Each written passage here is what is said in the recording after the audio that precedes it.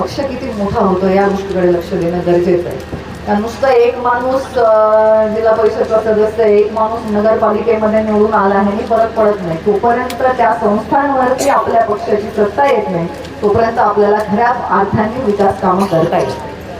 मुंडे साहेबांचा उल्लेख करत असताना आज तुमच्या सगळ्यांच्या निश्चितच आठवणी जाग्या झालेल्या आहेत. आणि आता काळ बराच लोटला असला, अगदी डोळ्यातून घळाघळा पाणी येत नसलं तरी डोळ्यांच्या कळा सुद्धा उलवल्याशिवाय राहत. साहेबांचं आपल्याला सोडून जाणं हे निश्चितच दुर्दैवी होतं. आजही आपण त्या धक्क्यातून सावरू शकलो नाही. आणि खूप वाईट यासाठी वाटतं की आता साहेबांच्या घरी जन्म झाला माझा, पंकजाताईंचा, आणि हे साहेबांच्या घरी नाही जन्मले तरी साहेबांच्याच परिवारातला भाग दिसेल.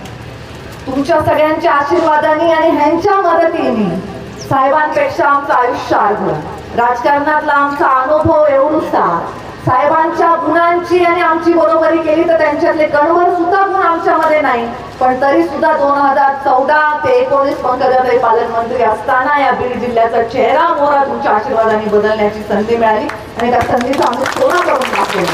तर विचार करा, मुंडे साहेबांचा अंश असणारे लोक जर इतकी किमया घडवू शकतात तर आज मुंडे साहेब स्वतः आपल्यामध्ये असते तर आपल्या बीड जिल्ह्याचं निश्चितच महाराष्ट्रात नाही तर देशामध्ये नंबर 1 जिल्हा म्हणून नाव घेतलं गेलं असतं. हे तुमचं आमचं सगळ्यांचं दुर्भाग्य.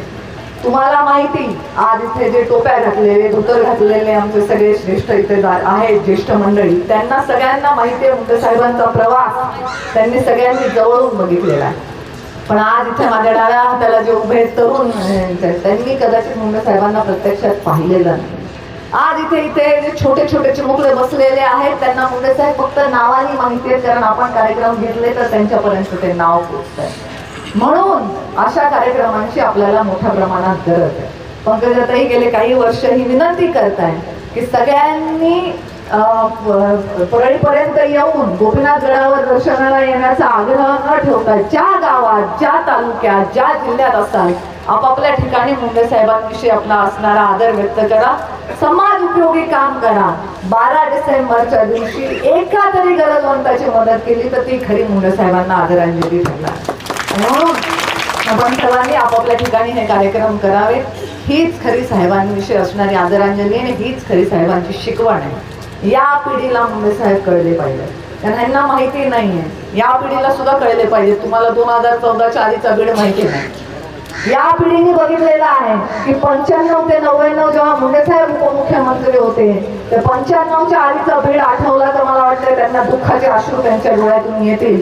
साहेब उपमुख्यमंत्री झाल्यावर बीड शहरात, बीड जिल्ह्यामध्ये राज्य महामार्ग काय असतो, नॅशनल हायवे काय असतो याची ओळख मुंडे साहेबांमुळे या जिल्ह्याला झाली. साठवण तलाव म्हणू नका, धरणाचे कामं म्हणू नका, जे तुम्ही कुठल्याही विभागाचं तुम्ही नाव घ्याल त्या सगळ्या विभागांमध्ये काम मोठं उभं करून ऊस तोडणाऱ्यांचा जिल्हा म्हणून ओळखला जाणाऱ्या बीड जिल्ह्याला साखर उत्पादक शेतकऱ्यांच्या जिल्ह्याचं नाव साहेबांनी मिळवून दिलं. या सगळ्या गोष्टी या पुढच्या पिढीपर्यंत गेल्या पाहिजे आणि ते त्यांच्यापर्यंत पोहोचवणं ही या कार्यक्रमाची रूपरेषा असावी. बाकी प्रचार तर करायचेच आहेत आपल्याला, नचायचे, नारळ फोडायचे, विजयाचं गुलालही उधळायचं आहे. चांगलं केलेलं प्रामाणिक काम हे जनतेच्या नजरेतून कधीच सुटत नाही. त्यामुळे काय आरक्षण पडलं, काय बदललं, नाही बदललं ह्याचं फार चिंता न करता आपलं काम प्रामाणिकपणे करत जा तर लोक त्याची जाणीव ठेवतातच. आणि हे तुम्हाला स्वतःच्या अनुभवातून सांगते. आपली जेव्हा रेल्वे नगरवरून बीडपर्यंत आली तर शासकीय कार्यक्रम बीडमध्ये झाला. मी त्या कार्यक्रमाला उपस्थित नव्हते कारण तो शासकीय कार्यक्रम आहे तिथे जेवढे अपेक्षित लोकश्रेणी आहे, ज्या लोकांना निमंत्रण आहे ते त्या मंचावर येतील. मी त्या कार्यक्रमात नव्हते आणि तो कार्यक्रम झाला. माझी खासदारकीची टर्म संपल्याच्या मला वाटतं 1-1.5 वर्ष नंतर तो कार्यक्रम झालाय.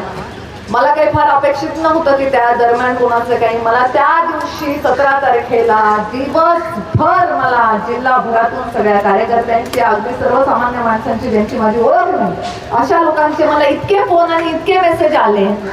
ताई आजच्या कार्यक्रमाला तुम्ही पाहिजे होत्या, कारण 10 वर्षाची तुमची ही मेहनत आहे ज्याचं आज आपल्याला फळ बघायला मिळतंय. मी गेले होते का लोकांकडे सांगायला की तुम्ही येऊन मला श्रेय द्या, मी काही जाहिरात केली का, मी कुठल्या पेपरमध्ये छापलं का, मी कुठे माझं बॅनर लावलं का, मी माझं कुठे पोस्टर लावलं का? नाही. मी 10 वर्ष इमाने दुपारी रेल्वेच्या प्रश्नाला प्राधान्य दिलं. कारण रेल्वेचा शब्द हा मुंडे साहेबांनी बीड जिल्ह्याला दिलेला शब्द होता आणि तो पूर्ण करणं हे मला वाटलं माझी प्राथमिक जबाबदारी आहे. मी म्हणत नाही ते काम माझ्या एकटीचं आहे. पंकजाताई पालकमंत्री म्हणून त्याच्यामध्ये त्यांनी फार मोठी महत्त्वाची भूमिका पार पाडली. राज्य सरकारचा तत्कालीन केंद्र सरकारचा तो निधी आहे तर या सगळ्यांच्या आशीर्वादाने तो प्रकल्प पूर्णत्वास गेला. पण जेव्हा तुम्ही श्रेयासाठी न लढता केवळ आणि केवळ सेवेसाठी लढता तेव्हा तुमचं श्रेय, तुमच्या वाटणीचं श्रेय तुमच्यापर्यंत येऊन पोचतंच. हा माझा स्वतःचा अनुभव आहे. म्हणून कुठल्याही पदाची श्रेयाची अपेक्षा न करता काम करत राहा. आपल्याला योग्य वेळी न्याय मिळत असतो. ह्यांना कळत नाहीये की मी असं का बोलते आणि ह्यांना वाटतंय की बस झालं काही आता आमची एक टर्म तरी निवडणूक झालेली नाही, अजून किती धीर धरायचा आहे. त्यामुळे आता त्यांच्या धीराचा हा अंत होत आलेला आहे. काही हरकत नाहीये. आपण त्याची चुणूक नगरपालिकेच्या निवडणुकीमध्ये बघितली. अगदी सगळे जोराशोराने राज्यभरातले मोठे मोठे नेते सुद्धा या निवडणुकीमध्ये सहभागी झाले. कारण खूप मोठ्या काळानंतर स्थानिक स्वराज्य संस्थांच्या निवडणुका लागल्या. त्या लागायलाही पाहिजेत. त्यामुळे जिल्हा परिषदला आपण नगरपालिकेपेक्षा आणखीन अधिक जोराने या निवडणुकीमध्ये उतरू. तेव्हाची तयारी तेव्हा करू. आज आपण सर्वांनी मुंडे साहेबांविषयी आपलं असणारी श्रद्धा ही समाज उपयोगी कार्यक्रमातून व्यक्त करण्याचा निर्णय घेतला.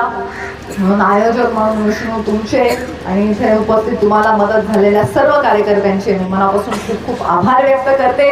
रक्तदान शिबिरासाठी इथे येऊन आपलं रक्तदान करणाऱ्या सर्व दात्यांचे मी मनापासून आभार व्यक्त करते. कारण हे जगातलं एक महत्त्वाचं पुण्यकर्म आहे.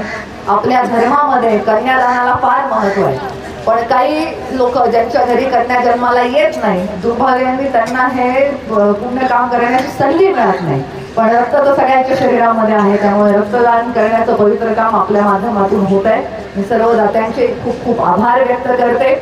आणि जेवणाची पण तयारी इथे केलेली आहे. तुम्हाला भूक लागली आहे का नाही मला माहिती नाही, पण मला नक्कीच भूक लागलेली आहे. आपण सर्व या कार्यक्रमामध्ये दोन आहेत का तुमच्या आदेशाचं पालन 1, 2 आणि 3 पूर्ण वेळ केलं बघा.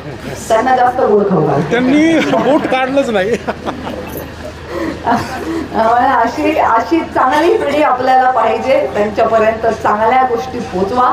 तुमच्या सर्वांचे अतिशय शॉर्ट नोटीसवर झालेल्या या कार्यक्रमामध्ये उत्स्फूर्त सहभाग नोंदवल्याबद्दल पुन्हा एकदा आभार व्यक्त करते आणि आपल्या वाणीला विराम देते. धन्यवाद. जय हिंद, जय महाराष्ट्र.